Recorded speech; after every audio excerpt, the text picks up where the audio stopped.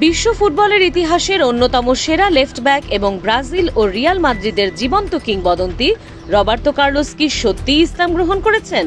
সম্প্রতি তুরস্কের প্রভাবশালী সংবাদ মাধ্যমগুলোতে ছড়িয়ে পড়া এমন এক দাবিতে তোলপাড় চলছে গোটা ক্রীড়া বিশ্বে।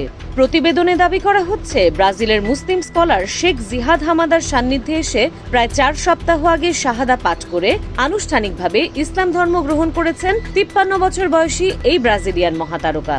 তুরস্কের সংবাদ মাধ্যম হাবেরলার এবং দেশটির জাস্টিস অ্যান্ড ডেভেলপমেন্ট পার্টির এমপি আলী শাহিনের এক সোশ্যাল মিডিয়া পোস্টের পর এই খবর দ্রুত ছড়িয়ে পড়ে।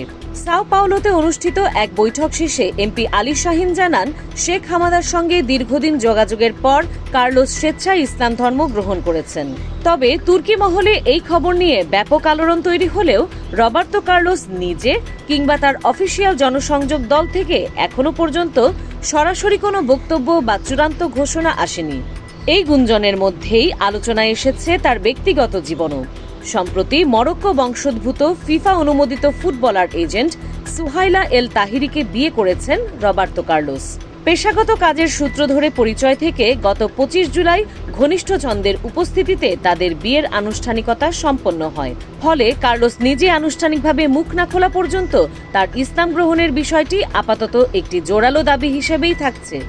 স্পোর্টস ডেস্ক, খোলা কাগজ, ঢাকা।